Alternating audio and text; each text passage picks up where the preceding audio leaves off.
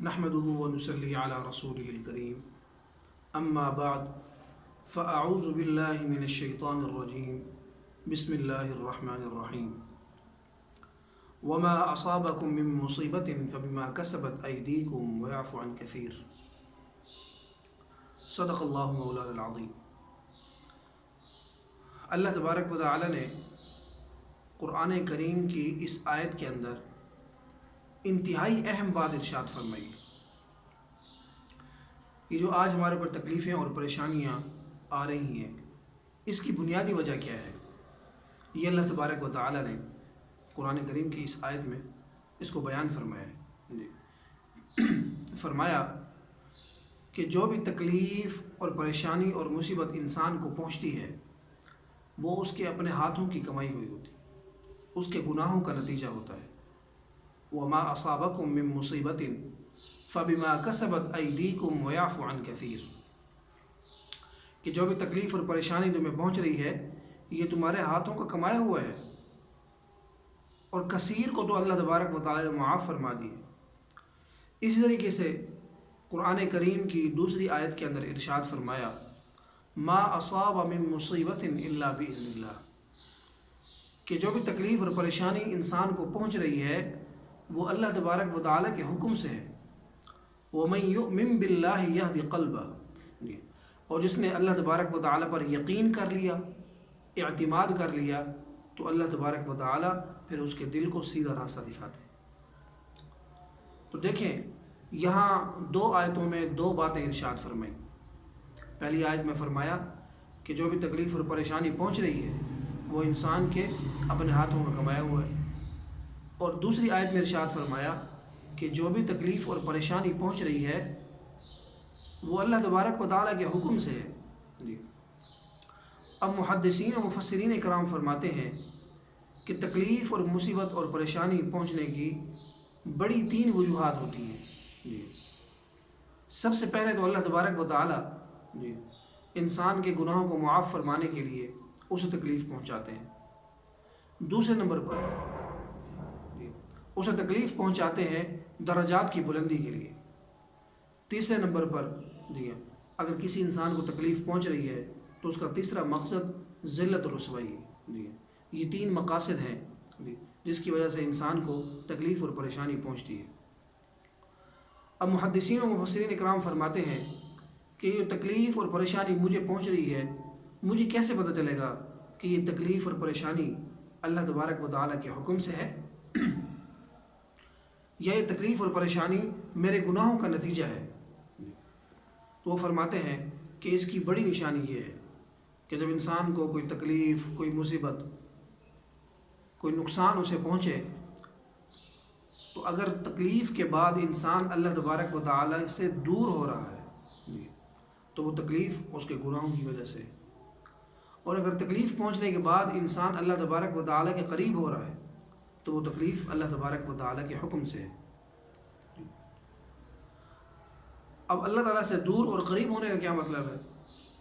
تو وہ فرماتے ہیں کہ اگر تکلیف پہنچنے کے بعد انسان واویلا شروع کر دے، اپنے آپ کو، دوسروں کو، تقدیر کو کوسنا شروع کر دے، اور وہ کہے کہ یہ تکلیف اور پریشانی مجھے ہی پہنچنی ہے، یا تکلیفوں نے تو میرے گھر میں ڈیرے جما لیے ہیں، یا تکلیفوں تو اب آسمان سے پتہ نہیں کوئی خاص میرے لیے ہی اتر رہی ہیں، یہ وہ جملے ہیں جو اللہ تبارک و تعالیٰ کو شدید ناراض کرنے والے ہیں۔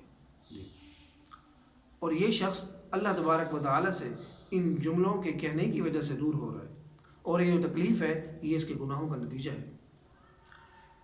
اور اگر تکلیف پہنچنے کے بعد انسان اللہ تبارک و تعالیٰ کے قریب ہو رہا ہے تو وہ تکلیف اللہ کے حکم سے ہے۔ مثلا تکلیف پہنچی تو انسان نے اطمینان، یقین قلب کے ساتھ اس بات کی طرف غور کرنا شروع کر دیا کہ آیا اس نے کسی کا حق تو نہیں مارا کہ اسے یہ تکلیف اور پریشانی پہنچی، یا اس نے کسی کو تکلیف تو نہیں پہنچائی جس کی وجہ سے اس کو تکلیف اور پریشانی پہنچی، جی ہاں، یا اللہ تبارک و تعالیٰ کہ اس نے کوئی ایسی نافرمانی تو نہیں کر لی کہ جس کی وجہ سے اسے تکلیف اور پریشانی پہنچی۔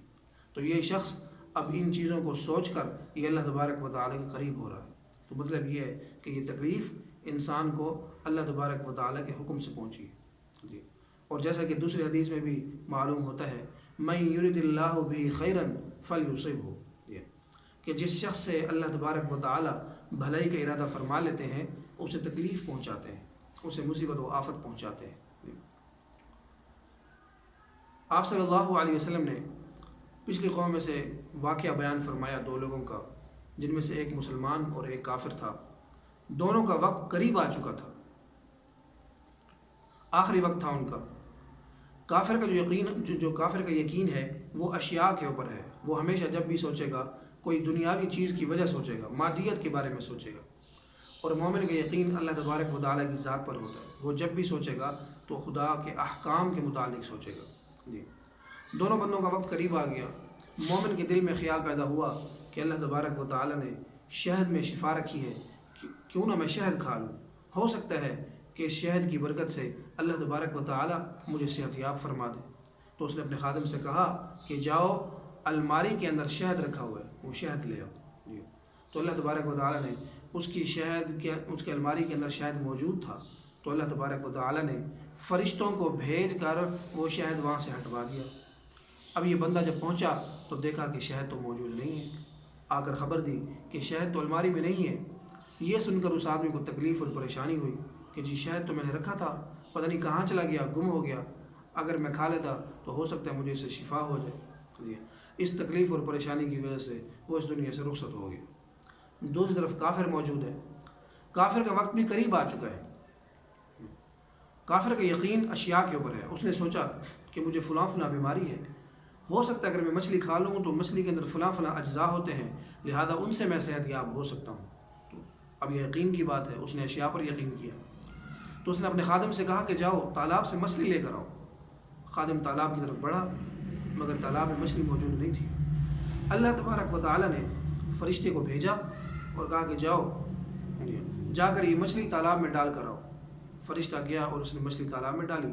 خادم آیا، اس نے مچھلی نکال کر اسے تیار کیا اور اس آدمی کو کھلا دی۔ لیکن مچھلی کھانے کے باوجود بھی وہ دنیا سے رخصت ہو گیا۔ اب یہ دونوں بندے اللہ تبارک و تعالیٰ کی بارگاہ میں پہنچے تو حدیث میں آتا ہے کہ فرشتے نے کہا کہ اللہ کی کیا معاملہ ہے؟ ایک طرف تیرا نیک بندہ، مومن بندہ، اس پر ایمان رکھنے والا، یقین رکھنے والا، اور اس کے پاس شہد موجود بھی ہے، آپ نے وہ شہد اسے ہٹوا دیا اور اسے اس شہد سے محروم کر دیا۔ اور دوسری طرف بدبخت کافر جو آپ کا دشمن ہے اور اس کے تالاب میں مچھلی بھی موجود نہیں ہے، لیکن اس کے باوجود بھی آپ نے ہم سے کہہ کر وہ مچھلی ڈلوا دی۔ تو اللہ تبارک و تعالیٰ نے فرمایا کہ میرے مومن بندے نے بہت سے نیکیاں کی تھیں، بہت سے گناہ کیے تھے، لہذا اس کے سارے گناہ میں نے دنیا میں معاف فرما دیے تھے سوائے ایک گناہ کے۔ تو میں نے کہا کہ یہ تکلیف پہنچا کر اسے شہد سے محروم کر کے یہ گناہ بھی اس کا معاف کر دوں، تاکہ کل قیامت کے دن جب یہ مجھ سے ملے تو اس کا اور میرا حساب کتاب بالکل بے باک ہو چکا ہو، یہ میرے کسی قسم کا قرض دار نہ ہو۔ اور دوسری طرف جو کافر بندہ تھا اس نے بھی دنیا کے اندر بہت سے اچھے کام کیے تھے، اس کے تمام اچھے کاموں کا جو بدلہ تھا وہ میں نے دنیا میں اسے عطا کر دیا تھا، لہذا سوائے ایک بدلے کے، ایک نیکی کے، تو میں نے کہا کہ میں اسے دنیا کے اندر اس کی خواہش کو پورا کر کے اس نیکی کا بدلہ بھی اسے دنیا میں عطا کر دوں، تاکہ جب یہ آخرت میں مجھ سے ملے تو بغیر حساب کتاب کے اس کو جہنم کے اندر داخل کروں۔ تو دیکھیں تکلیف اور پریشانی کی وجہ سے انسان کے گناہ بھی معاف ہوتے ہیں۔ تو صحابہ کرام نے عرض کیا اللہ کے رسول، کتنی تکلیف پر اللہ تبارک و تعالیٰ انسان کے گناہوں کو معاف فرماتے ہیں؟ کیا کوئی بہت بڑی تکلیف ہو تب گناہ معاف ہوں گے؟ یہ چھوٹی تکلیف پر بھی گناہ معاف ہو سکتے ہیں۔ آپ صلی اللہ علیہ وسلم نے انتہائی سادہ سی مثال دے کر بات کو واضح فرما دیا۔ آپ نے فرمایا تم اپنی ایک جیب میں کوئی چیز رکھتے ہو، پھر وقت آنے پر تم اسے دوسری جیب میں تلاش کرتے ہو، تمہیں وہ وہاں نہیں ملتی، تو تم گھبرا کر پریشان ہو کر دوبارہ پہلی جیب میں ہاتھ ڈالتے ہو، تمہیں وہ وہاں مل جاتی ہے۔ اس دوران جو تمہیں تکلیف پہنچی ہے، اس تکلیف پر بھی اللہ تبارک و تعالیٰ انسان کے گناہوں کو معاف فرماتے ہیں۔ سبحان اللہ، کتنی بڑی بات ہے۔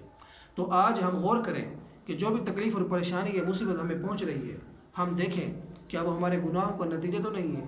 کہ تکلیف پہنچنے کے بعد ہم اللہ تعالیٰ سے دور تو نہیں ہو رہے؟ اگر اللہ تعالیٰ سے دور ہو رہے ہیں تو اس کا مطلب ہے وہ تکلیف ہمارے گناہوں کا نتیجہ ہے۔ اور اگر تکلیف پہنچنے کے بعد ہم اس بات کی طرف غور و فکر کر رہے ہیں کہ آخر وہ کون سی نافرمانی ہے کہ جن کی وجہ سے آج ہمیں یہ تکلیف پہنچی، اور ہم ان غلطیوں کے بارے میں، ان کمی کوتاہیوں کو یاد کرنے کے بارے میں سوچنا شروع کر دیتے ہیں، جی ہاں، اور اللہ تعالیٰ سے معافی اور توبہ اور استغفار شروع کر دیتے ہیں، تو اس کا مطلب ہے یہ تکلیف اللہ تعالیٰ کے حکم سے تھی، لہذا اس کی وجہ سے ہمارے گناہوں کو معاف فرمایا جاتا ہے۔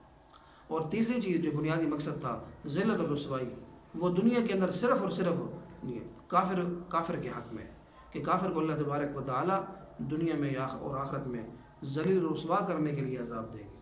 مومن بندے کو اگر دنیا میں کوئی تکلیف پہنچتی ہے تو وہ اس کی دو ہی وجہ ہیں، یا تو اس کے گناہ معاف ہوتے ہیں یا پھر اس کے درجات بلند ہوتے ہیں۔ دعا ہے جو کچھ پڑھا سنا اللہ تبارک و تعالیٰ اس پر عمل کرنے کی توفیق عطا فرمائے۔ ھذا ھو المرام واللہ اعلم بحقیقت الکلام۔